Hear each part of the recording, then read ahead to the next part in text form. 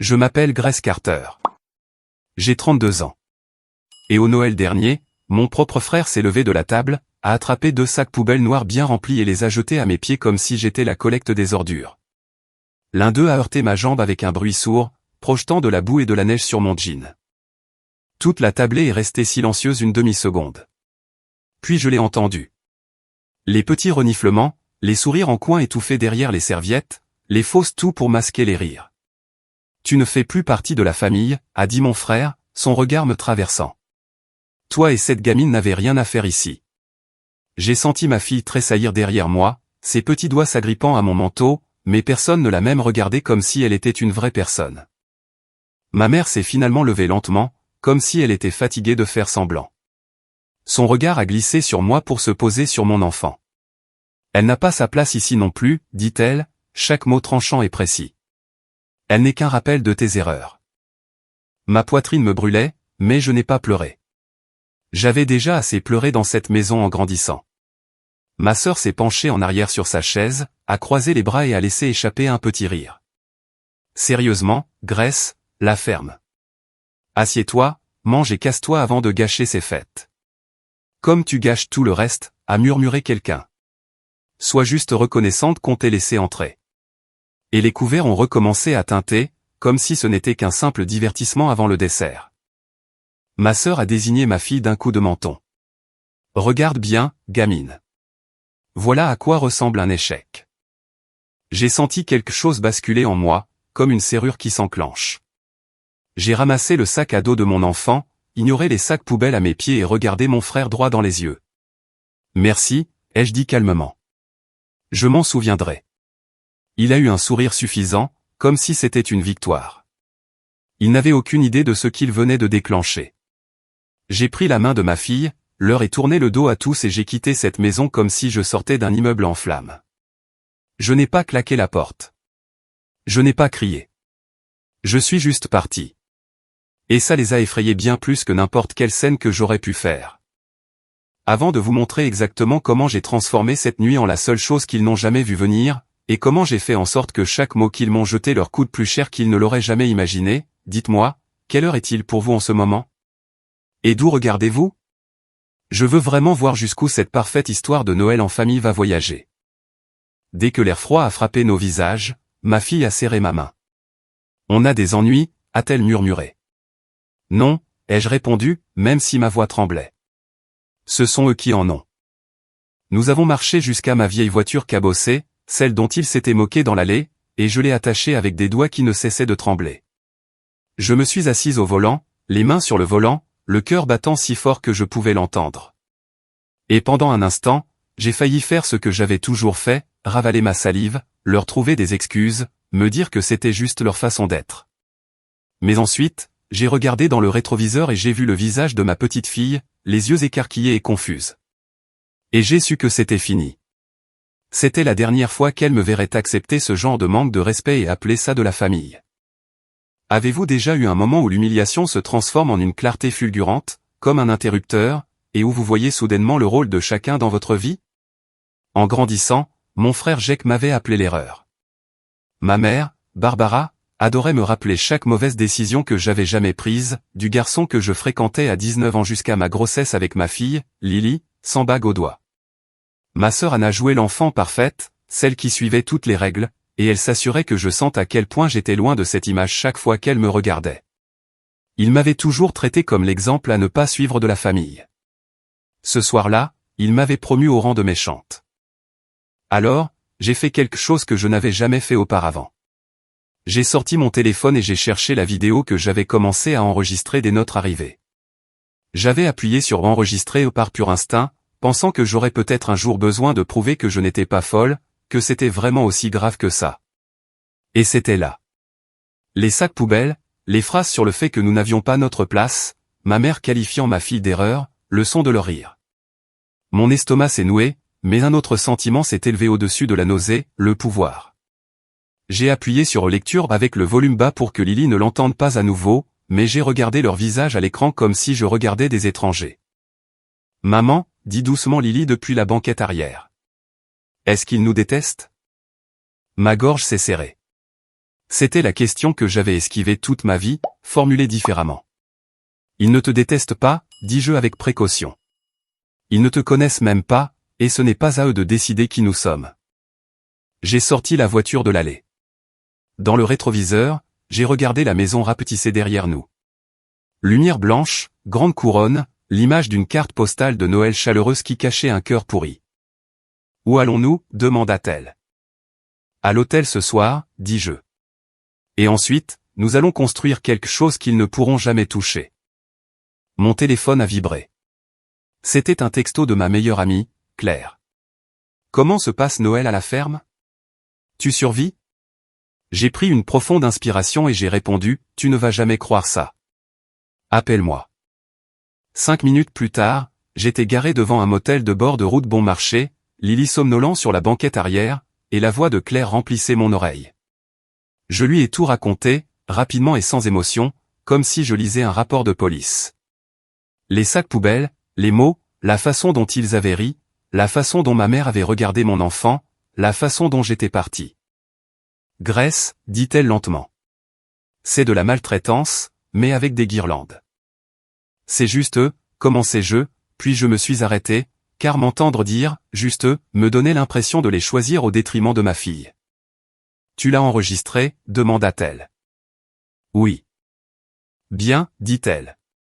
Parce que s'ils veulent vous traiter, toi et ta fille, comme des déchets, alors il est temps que le monde voie ce qui se cache vraiment derrière leur jolie petite carte postale de Noël. Tu n'as plus à subir ça sans rien dire. » J'ai fixé l'enseigne clignotante rouge vacancier et j'ai senti quelque chose s'apaiser en moi. Je n'étais pas seulement blessé. J'en avais fini. Tu sais, l'entreprise familiale, c'est tout pour eux, me rappela Claire. Jake se vante toujours en ligne de sa parfaite plantation de sapins de Noël, de sa famille parfaite, de sa vie parfaite. Et si tu utilisais la seule chose qui leur importe le plus contre eux? J'ai baissé les yeux sur mon téléphone, sur l'image figée de Jake tenant ses sacs noirs, et j'ai pensé, pour la première fois, j'ai une preuve. Et pour la première fois, je n'ai pas peur de l'utiliser. Le lendemain matin, Lily était assise en tailleur sur le lit du motel, mangeant des céréales sèches dans un gobelet en papier, tandis que des dessins animés scintillaient sur la télé. J'étais assise au petit bureau, les yeux rivés sur mon ordinateur portable, l'enregistrement ouvert à l'écran. L'option facile aurait été de le supprimer et de prétendre que la nuit dernière n'était qu'un autre souvenir douloureux à enterrer. C'est ce sur quoi ma famille avait toujours compté, que je sois trop effrayé, trop loyal, trop désespéré pour des miettes d'amour pour oser riposter. Mais j'ai pensé à Lily demandant s'il nous détestait, et à toutes les années que j'avais passées à souhaiter que ma propre mère me regarde et voie une personne au lieu d'un problème à gérer. Et si j'arrêtais de souhaiter? Et si je commençais à me battre? D'abord, j'ai fait une copie de la vidéo et je l'ai sauvegardée à 3 endroits différents, sur le cloud, sur un disque dur externe, et par email à moi-même. Ensuite, j'ai ouvert un nouvel onglet de navigateur et j'ai cherché « Plantation de sapins de Noël famille Carter nom de la ville article ». Des pages et des pages sont apparues. Des reportages de la presse locale, des critiques élogieuses, des publications sur la ferme familiale la plus saine pour les fêtes. Ils étaient là. Jake souriant pour la caméra, ma mère arrangeant une guirlande, ma sœur distribuant du cidre. Parfait. Si parfait que ça m'a presque fait rire. Ils avaient transformé leur image en une marque. Et les marques peuvent être brisées. Claire a rappelé. « Tu as dormi » demanda-t-elle. « Pas vraiment, ai-je admis. J'ai lu des articles sur eux comme s'ils étaient des étrangers. C'est comme si mon enfance avait été réécrite pour leur marketing. »« Bien, dit-elle. Tu as besoin de distance pour voir la situation dans son ensemble. Quel est leur point faible ? » J'y ai réfléchi. L'ego de mon frère, l'obsession de ma mère pour le qu'en dira-t-on, la présence de ma sœur sur les réseaux sociaux. Mais sous tout ça, il y avait la ferme, cette terre, cette histoire de 3 frères et sœurs gérant ensemble l'héritage de leur père. L'argent et la réputation, dis-je. Ils s'en soucient plus que de n'importe quelle personne réelle. Alors c'est là que tu dois frapper, répondit Claire. Mais fais-le intelligemment. Ne te contente pas de poster la vidéo et de déclencher une guerre pour laquelle tu n'es pas prête. Découvre d'abord ce qu'ils te doivent exactement. C'est alors que j'ai ouvert un dossier que je ne m'étais pas autorisé à regarder depuis des années. De vieux documents juridiques, des emails de l'avocat qui avait géré la succession de mon père. Mon père avait aimé cette ferme, mais il avait aussi aimé prétendre que tout était juste quand ça ne l'était pas. Le testament disait que la propriété serait partagée entre nous trois. Mais quand je suis tombée enceinte de Lily et que j'ai refusé d'épouser son père juste pour sauver les apparences, ma mère m'avait convaincu de signer des papiers, pour que ce soit plus facile de gérer les choses pendant que tu mets de l'ordre dans ta vie. Je les avais signés à la table de la cuisine, un stylo dans une main, un babyphone dans l'autre. À l'époque, je lui faisais confiance. À l'époque, je croyais encore que la famille signifiait protection. Maintenant, en lisant ces documents numérisés, je voyais exactement ce que j'avais fait. J'avais renoncé temporairement au contrôle de ma part, sauf que le mot « temporairement » n'apparaissait nulle part. Le contrôle avait été réattribué, à perpétuité, à mon frère en tant que gestionnaire principal, avec ma mère comme co-signataire. Mon nom n'était guère plus qu'une note de bas de page. « Tu avais 24 ans », dit Claire quand je lui ai envoyé des captures d'écran. Il savait exactement ce qu'il faisait. La colère me pulsait derrière les yeux. Il m'avait volé mon héritage, puis m'avait jeté des sacs poubelles parce que je m'étais présenté à la maison qui avait contribué à financer toute cette image. Alors, tu ripostes sur deux fronts, dit-elle. Juridiquement et socialement. Prends un avocat. Et quand le moment sera venu, laisse les gens voir à quoi ressemble leur Noël parfait en coulisses. Cette pensée m'effrayait. Révéler cela signifierait aussi exposer ma propre humiliation. Mais je me suis posé la question que j'avais évitée pendant des années, si je continue à protéger leur réputation, qui protège ma fille? J'ai trouvé un avocat local spécialisé en droit de la famille et de la propriété et j'ai envoyé un email avec pour objet, urgent, suspicion de coercition et de fraude dans des documents de succession. J'ai joint les fichiers. Puis, le cœur battant, j'ai ouvert un compte anonyme sur les réseaux sociaux sous un pseudonyme qui n'utilisait pas notre nom de famille.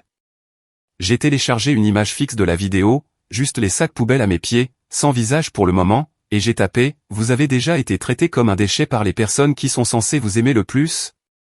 Ouais, moi aussi.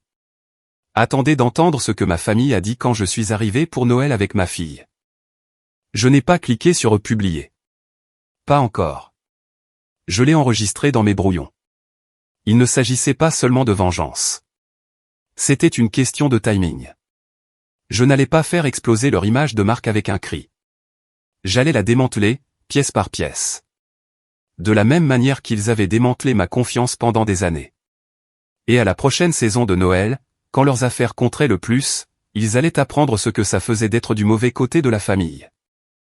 6 mois plus tard, la chaleur estivale cuisait la ville dans laquelle j'avais juré de ne jamais revenir.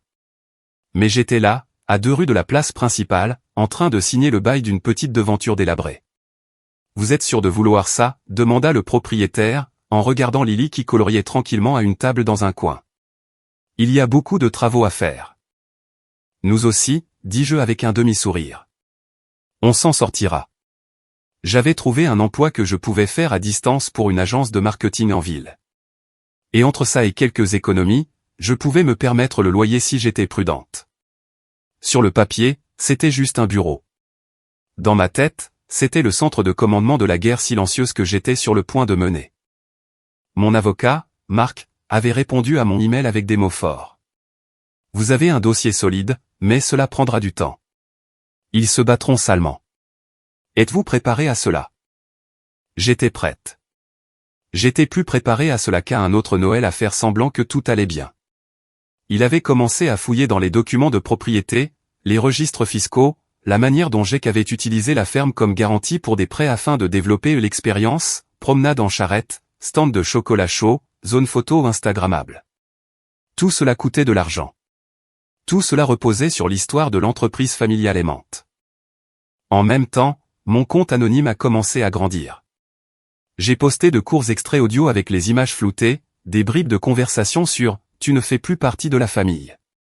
Elle n'est qu'une erreur », superposée à des images d'archives de dîners de Noël et de plantations de sapins. Je n'ai jamais utilisé de nom. Je n'ai jamais montré de visage. J'ai juste raconté la vérité en tant que femme dont la famille avait transformé Noël en arme. Les gens ont inondé les commentaires. Ça m'est arrivé aussi. Ma mère a dit la même chose de mes enfants. S'il te plaît, dis-nous ce que tu as fait. Savez-vous à quel point on se sent puissant la première fois que des inconnus ne remettent pas en question votre douleur, mais hochent la tête et disent « pareil pour moi ». Chaque fois que je voulais reculer, j'ouvrais cette application et je lisais ses commentaires. Je ne faisais plus cela seulement pour moi. Je le faisais pour chaque enfant qu'on avait traité d'erreur et pour chaque parent qui avait décidé que ce cycle s'arrêterait avec eux. Pendant ce temps, Jake prospérait en ligne. Il a lancé une chaîne pour la ferme, postant du contenu en coulisses, parlant d'héritage et de valeurs familiales. Ma mère apparaissait dans les vidéos, tout sourire et étreinte chaleureuse. Ma sœur organisait des concours. Je regardais tout ça depuis mon petit bureau, l'ordinateur portable en équilibre sur des cartons, les dents serrées. Tu sais ce que c'est, dit Claire lors d'un appel vidéo un soir. C'est une campagne de relations publiques. Ils construisent un bouclier. Mais tu t'y connais en com, Grace. Tu travailles dans le marketing. Ils ne sont pas les seuls à pouvoir contrôler une histoire. Elle avait raison. J'ai donc commencé à planifier la phase 2. S'ils comptaient construire leur identité en étant le cœur de Noël dans cette ville, alors j'allais devenir la voix de tous ceux que Noël avait blessés. Mon bureau s'est transformé en studio. J'ai acheté un microphone d'occasion, une lampe circulaire bon marché, et j'ai enregistré ma première longue narration sous ce pseudonyme anonyme. J'ai raconté l'histoire des sacs poubelles en entier. Sans nom, sans lieu, mais chaque mot était vrai. J'ai terminé en disant, à Noël prochain, je ne reviendrai pas en tant que la fille qu'il jette dehors. Je reviendrai en tant que la femme qui possède les preuves. La vidéo a explosé. Des vues, des commentaires, des duos de personnes partageant leurs propres pires souvenirs de vacances. J'ai regardé les chiffres grimper et j'ai pensé à ma mère, qui se souciait plus de ce que pensaient les voisins que de ce que ressentait sa propre fille. Que ferait-elle si un jour les voisins reconnaissaient ses paroles dans cette histoire? Mon avocat a appelé 2 semaines plus tard. Nous avons trouvé quelque chose d'intéressant, dit-il. Votre frère a refinancé la propriété l'année dernière. Il a contracté un gros prêt pour s'agrandir, en utilisant la ferme comme garantie. Il effectue les paiements, mais de justesse. Si quelque chose frappe durement leurs revenus pendant la saison des fêtes, il pourrait faire défaut. Ce qui veut dire, ai-je demandé. Ce qui veut dire que la banque pourrait être très ouverte à la vente de cette dette, a-t-il répondu. Et si quelqu'un achetait cette reconnaissance de dette, cette personne aurait beaucoup de pouvoir sur ce qui arrive à la ferme. Mon cœur a cogné contre mes côtes. Vous êtes en train de dire que je pourrais détenir l'hypothèque de ma famille. Si vous le voulez, dit-il, si vous pouvez gérer ce qui vient avec. J'ai pensé au visage de mon frère quand il a jeté ses sacs poubelles. À la voix de ma mère qualifiant ma fille de rappel de mes erreurs. À ma sœur disant à ma fille de me regarder comme un exemple d'échec. Envoyez-moi les chiffres, dis-je. Voyons combien ça coûte d'arrêter d'être celle qu'on peut jeter. Au moment où les feuilles ont commencé à changer de couleur, j'avais un plan. Un dossier rempli de documents, et un nœud de peur et d'excitation si serré dans mon estomac que je pouvais à peine les distinguer. La banque avait été plus que disposée à discuter.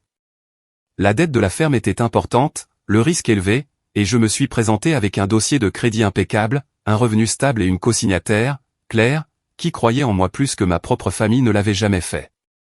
Nous n'avons pas acheté toute la ferme. Nous avons acheté la reconnaissance de dette, la chose qui planait au-dessus de la tête de mon frère et dont il n'avait aucune idée qu'elle porterait bientôt mon nom. Vous comprenez que cela ne fait pas encore de vous la propriétaire, me rappela Marc. Mais s'il manque des paiements, vous avez des options avant la saisie. Vous pouvez renégocier les conditions. Vous pouvez fixer des conditions. Vous pouvez décider à quoi ressemble le pardon. Oh, je sais exactement à quoi ça ressemble, dis-je. Des excuses que ma fille peut entendre. Alors que la saison de Noël approchait à nouveau, mon compte anonyme a atteint un jalon. Des centaines de milliers de followers. Les gens m'envoyaient des messages pour demander la deuxième partie, la troisième, me suppliant de savoir ce qui s'était passé quand j'étais revenu. Je n'étais pas encore revenu. J'avais tout construit pour que, lorsque je le ferais, je n'entrerais pas en tant que la fille qui n'a rien. J'entrerais en tant que la femme détenant la seule chose qu'il respectait, le pouvoir. Un soir, j'étais assise à la table de la cuisine de notre petite location, Lily faisant ses devoirs à côté de moi. « Maman, dit-elle soudainement. Est-ce qu'on retourne à la ferme de Noël cette année ?» Mon stylo s'est figé sur le papier. « Tu en as envie ?» ai-je demandé. Elle a hésité. La dernière fois, c'était pas bien, mais, elle a tripoté son crayon. C'est quand même ma grand-mère, mon oncle et ma tante, non ? J'ai dégluti. Comment expliquer à un enfant que la famille est parfois composée des personnes dont il faut se protéger pour garder son cœur en sécurité? Ils sont de notre parenté, dis-je avec précaution. Mais la famille, c'est la façon dont les gens te traitent, pas seulement une question de sang. Alors s'ils s'excusent, est-ce qu'ils peuvent redevenir de la famille, demanda-t-elle. Peut-être, dis-je honnêtement. Mais cette fois, c'est nous qui décidons de ce qui est acceptable et de ce qui ne l'est pas. Pas eux. Elle a hoché la tête lentement, en train de digérer. Est-ce qu'ils vont dire pardon, demanda-t-elle. S'ils veulent garder leur précieux Noël, pensai-je à voix haute, avant de simplement dire « on verra ». 2 semaines avant Thanksgiving, j'ai reçu un email automatique. Événement de lancement de la saison de la ferme de Noël Carter. Rejoignez-nous pour notre plus grande année. J'ai reniflé. La plus grande année? Il n'avait aucune idée. J'ai acheté 2 billets. Le matin de l'événement, j'ai habillé Lily de son manteau le plus chaud et d'un bonnet tricoté, et j'ai enfilé ma propre veste, les mains tremblantes en la fermant. Mon téléphone a vibré. C'était Marc. Tout est en place, dit-il. Vous êtes à jour sur le prêt. Ils sont techniquement en règle pour l'instant, mais vous avez tout à fait le droit de visiter la propriété, et vous avez tout à fait le droit de demander une réunion en tant que détentrice de leurs dettes. Et s'ils me jettent encore des sacs poubelles, demandai-je sèchement. Alors on avance le calendrier, dit-il.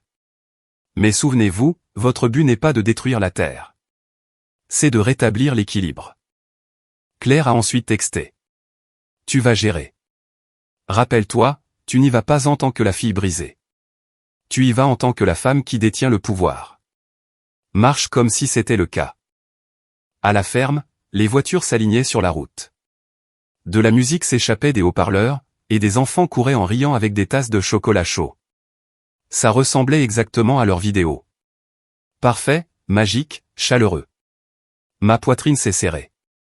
Tous mes pires souvenirs étaient enveloppés de guirlandes lumineuses et de fausses joies. Alors que nous approchions de l'entrée, mon frère était là, dans sa veste à l'effigie de la marque, accueillant les invités, souriant pour des selfies. Quand il m'a vu, son sourire s'est figé. Tu plaisantes, j'espère, marmonna-t-il. Tu es vraiment revenu. Ma mère planait à quelques pas derrière lui, son visage se vidant de sa couleur. Ma sœur, debout près du stand de cacao, a baissé son téléphone au milieu d'une story Instagram. Pendant une seconde, personne n'a bougé. Puis j'ai souri. Pas le sourire tremblant et désespéré que j'avais l'habitude d'avoir avec eux, mais un sourire calme et délibéré. Nous avons acheté des billets, comme tout le monde, dis-je.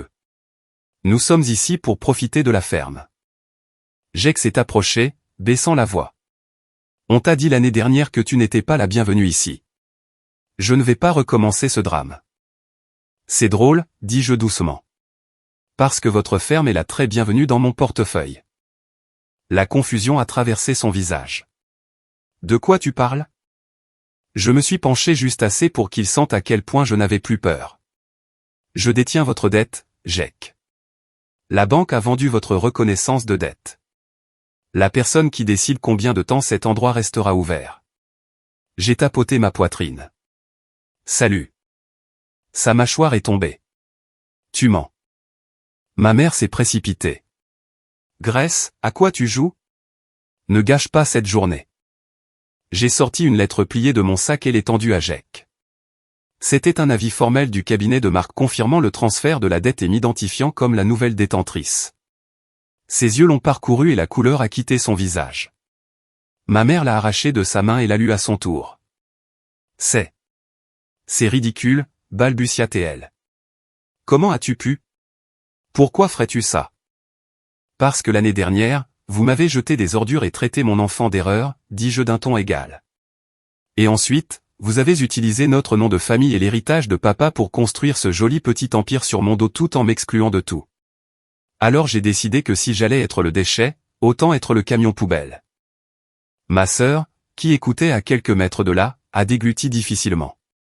Tu ne peux pas simplement débarquer et nous menacer devant les clients, siffla-t-elle.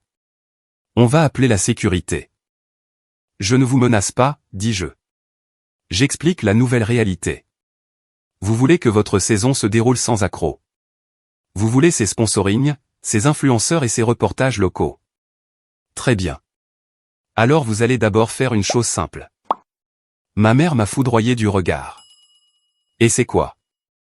Vous allez vous tenir devant ma fille, la regarder dans les yeux et vous excuser pour ce que vous avez dit à Noël dernier, ai-je répondu. Tous. Clairement, sans excuse. Et je vais l'enregistrer. On aurait pu entendre une aiguille de pain tomber. Les lèvres de ma mère se sont pincées en une fine ligne. Tu fais chanter ta propre famille, a-t-elle murmuré. Non, dis-je. Je vous tiens pour responsable. Il y a une différence. Vous m'avez dénigré toute ma vie et vous vous en êtes sorti parce que j'étais une gamine effrayée qui avait besoin de vous. Je n'ai plus besoin de vous. Mais vous, vous avez besoin de cette ferme. Alors décidez ce qui compte le plus, votre fierté ou votre commerce de Noël. J'ai qu'à froisser la lettre dans son poing. Tu ne coulerais pas la ferme, dit-il. Papa aimait cet endroit. Lily aime cet endroit. Tu lui ferais du mal aussi. Je n'aurai pas à le faire, ai-je répliqué. Tout ce que j'ai à faire, c'est d'ajuster vos conditions de paiement, de passer quelques appels, peut-être d'informer poliment vos sponsors que la famille saine qu'ils soutiennent a crié et tu ne fais plus partie de la famille d'une fillette de 7 ans et a jeté des ordures sur sa mère. Je n'aurai pas à vous faire de mal. Votre propre comportement s'en chargera. Ma sœur s'avança, les yeux balayant les gens qui passaient près de nous, inconscients de l'attention. On peut en parler en privé, dit-elle rapidement. Tu fais une scène. L'année dernière, c'est vous qui avez fait une scène, lui ai-je rappelé. Vous avez utilisé mon humiliation comme divertissement pour votre dîner de fête.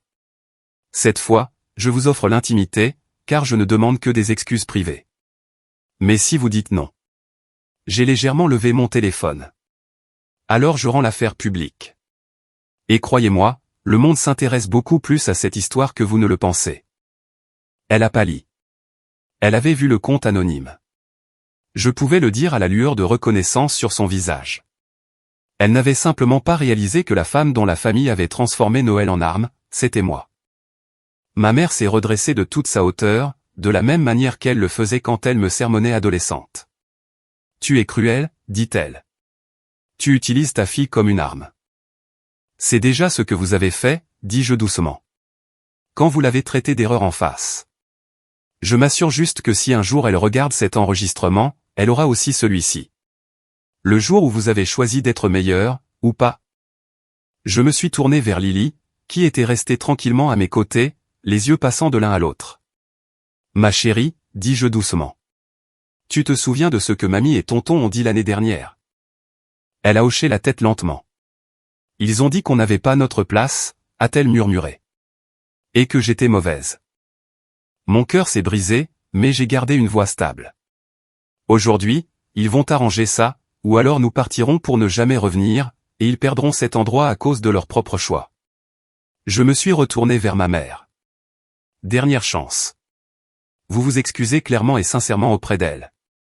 Vous admettez que vous aviez tort, et ensuite nous parlerons de l'avenir de cette ferme pour nous tous.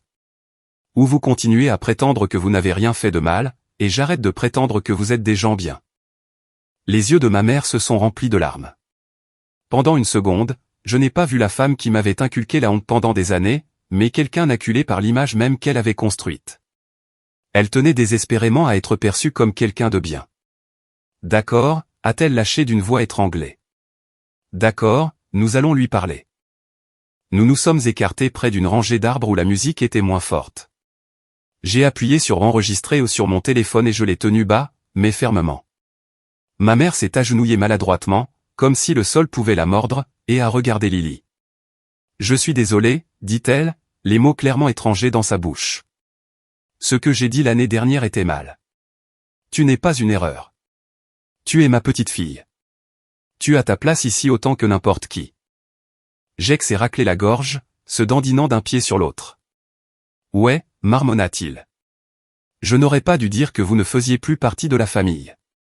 C'était déplacé. J'étais en colère contre ta mère et je me suis défoulé sur vous. Je suis désolé.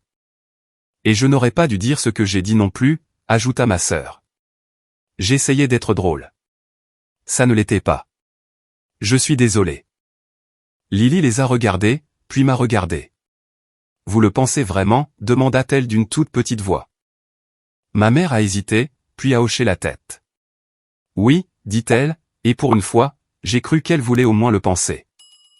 J'ai arrêté l'enregistrement et j'ai glissé le téléphone dans ma poche. C'est un bon début, dis-je. Mais des excuses, c'est la première étape, pas la ligne d'arrivée. J'ai qu'à froncer les sourcils. Qu'est-ce que tu veux de plus? Des conséquences, dis-je sans détour. Vous ne pouvez pas me traiter comme un déchet pendant des années et ensuite agir comme si un simple pardon remettait les compteurs à zéro. Voici ce qui va se passer. Vous allez signer un accord légal reconnaissant que j'ai été contrainte de signer l'abandon du contrôle de ma part de la ferme. Vous allez me réintégrer en tant que partenaire à part entière avec droit de vote. Vous allez allouer un pourcentage des bénéfices de cette saison à un fonds au nom de Lily pour son avenir. Et si jamais vous parlez d'elle comme vous l'avez fait l'année dernière, je rendrai tout public. Nom, visage, enregistrement, documents, et je n'arrêterai pas tant que chaque sponsor, client et chaîne de télévision locale ne saura exactement à qui ils ont affaire. Mon frère a juré entre ses dents. Tu es folle. Non, dis-je. J'en ai juste marre d'être votre bouc émissaire. Si vous voulez garder cet endroit, vous allez apprendre ce qu'est la vraie responsabilité. Marc avait déjà rédigé les documents. Il n'avait qu'à signer. Ma mère a regardé les lignes, les clauses, les conséquences énoncées en noir et blanc. Tu prends tout, a-t-elle murmuré. Non, ai-je répondu. Je ne reprends que ce qui m'appartenait. Le reste? J'ai haussé les épaules. Le reste, c'est la facture pour toutes ces années où vous pensiez que je ne me relèverais jamais. Ils ont signé. Bien sûr qu'ils ont signé. La fierté est bruyante, mais la peur l'est encore plus. Surtout quand elle sent la saisie et le scandale public. Nous nous sommes réunis dans le bureau exigu de la ferme, loin des clients et des chants de Noël, pendant que Lily sirotait un chocolat chaud dehors avec Claire, qui était venue en voiture pour me soutenir moralement. La main de ma mère tremblait en posant la plume sur le papier. La mâchoire de Jake était si serrée que je pouvais entendre ses dents grincer. Ma sœur évitait complètement mon regard. Voilà, dit sèchement ma mère en faisant glisser les documents vers Marc. Ça te suffit comme sang? Ce n'est pas du sang, dis-je. C'est de l'encre. Et pour information, si vous m'aviez traité, moi et ma fille, avec un respect élémentaire, nous ne serions pas ici. Marc a rassemblé les dossiers, satisfait. Félicitations, me dit-il. Vous êtes maintenant propriétaire à parts égales de la ferme de Noël Carter, avec un pouvoir de décision. Les mots m'ont submergé. Toutes ces nuits où j'étais resté éveillé en pensant que je n'avais aucun pouvoir, que j'étais définitivement coincé dans le rôle qu'il m'avait attribué. L'échec, le fardeau, l'erreur. Maintenant, j'étais la personne qui pouvait décider si cet endroit survivrait. Dehors, le ciel s'est assombri et les lumières de Noël se sont allumées. Je suis sorti du bureau dans l'air vif, sentant le poids des clés dans ma poche. Pas seulement celle du bureau, mais celle de ma propre histoire. Lily a couru vers moi, les joues roses de froid. « Est-ce que ça va ?» demanda-t-elle. « C'est mieux que ça, dis-je. Nous ne sommes plus de simples visiteuses. Nous sommes propriétaires. » Ses yeux se sont écarquillés. « Jean, c'est à nous ?» Une partie, dis-je. Assez pour que plus personne ne puisse jamais nous dire que nous n'avons pas notre place ici. Elle a souri, puis a un peu froncé les sourcils. Est-ce que ça veut dire qu'on leur pardonne? Cette question est restée en suspens entre nous, lourde et compliquée. À l'intérieur du bureau, ma mère, mon frère et ma sœur étaient probablement déjà en train de réécrire l'histoire dans leur tête. Comment je les avais forcés, comment j'étais ingrate, comment ils étaient les vraies victimes. Les gens comme eux n'abandonnent jamais une vie d'excuses en un après-midi. Le pardon est un processus, dis-je lentement. Tu sais comment nous avons appris à nous défendre cette année? Eux aussi doivent apprendre leurs propres leçons. Je ne vais pas oublier ce qu'ils ont fait. Je ne vais pas prétendre que ça n'a pas fait mal, mais je vais m'assurer que ça ne se reproduise plus jamais, ni pour nous, ni pour personne d'autre ici. Au cours des semaines suivantes, j'ai utilisé ma nouvelle autorité. J'ai changé les politiques. Fini le paiement au noir pour les travailleurs saisonniers. Fini la réduction familiale pour les parents qui traitaient les employés comme des serviteurs. Nous avons lancé un programme, Personne ne passe Noël seul, offrant des sapins et des billets gratuits aux familles d'accueil, aux parents célibataires et aux personnes en rupture avec leur famille. Chaque fois que ma mère se plaignait que cela ruinait l'exclusivité, je lui rappelais que c'est l'exclusivité qui avait failli me ruiner. En ligne, mon compte anonyme a finalement raconté toute l'histoire. Cette fois, j'ai posté la vidéo, visage flouté, voix déformée, mais les mots résonnant clairement. Je l'ai suivi d'une deuxième vidéo où j'étais assise dans mon petit bureau, non flouté, sans filtre, mon nom à l'écran. Salut, je suis Grace. Je suis la fille de l'histoire des sacs poubelles. Et l'année dernière, ma famille a dit que ma fille et moi n'avions pas notre place à Noël. Cette année, je possède une partie de leur entreprise de Noël. Voilà ce qui arrive quand on arrête de mendier une place à table et qu'on construit sa propre chaise. La réaction a été écrasante. Les gens n'ont pas seulement regardé. Ils ont partagé, fait des duos, commenté, pleuré. Certains ont reconnu la ferme en arrière-plan. Quoi qu'il en soit, des rumeurs ont commencé en ville. J'ai entendu dire que ma mère était mortifiée. J'ai entendu dire que mon frère était furieux que les gens sachent qu'il m'avait jeté des ordures. J'ai entendu dire que ma sœur se démenait pour réorienter sa présence en ligne vers la guérison et la croissance. Pas mon problème. La seule opinion qui m'importait était celle de la petite fille qui marchait maintenant sur cette ferme la tête haute.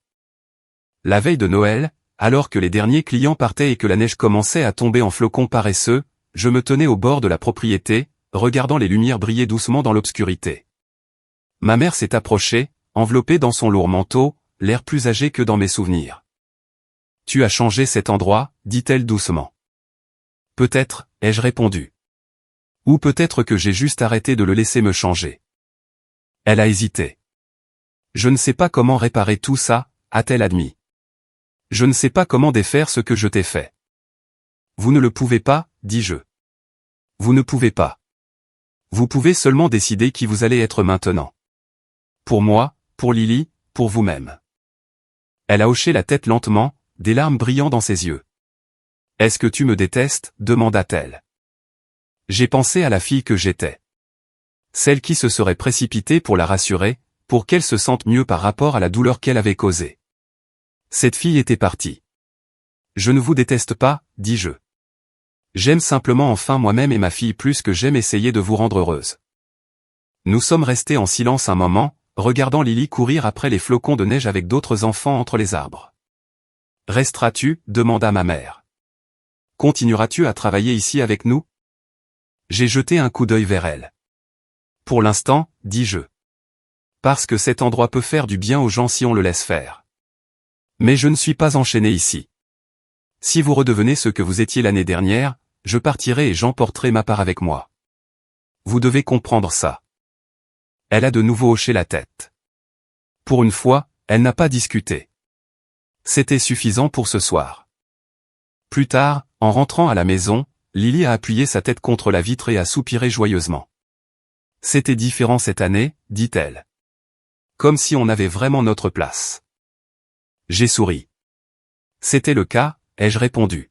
« Parce que nous l'avons décidé. » Avez-vous déjà eu un moment où vous avez réalisé que les personnes qui vous ont le plus blessé n'avaient de pouvoir que parce que vous croyiez à la version de vous qu'elles vous présentaient? La nuit où mon frère a jeté ses sacs poubelles à mes pieds, il pensait écrire le dernier chapitre de mon histoire. Une histoire où je restais la ratée, l'intruse, l'erreur. Au lieu de cela, cette nuit est devenue mon histoire d'origine. La nuit où je suis parti en tenant la main de ma fille et où je me suis promis de ne plus jamais laisser personne nous traiter comme des déchets. Je n'ai jamais oublié cette nuit. Et je me suis assuré qu'il ne l'oublierait jamais non plus.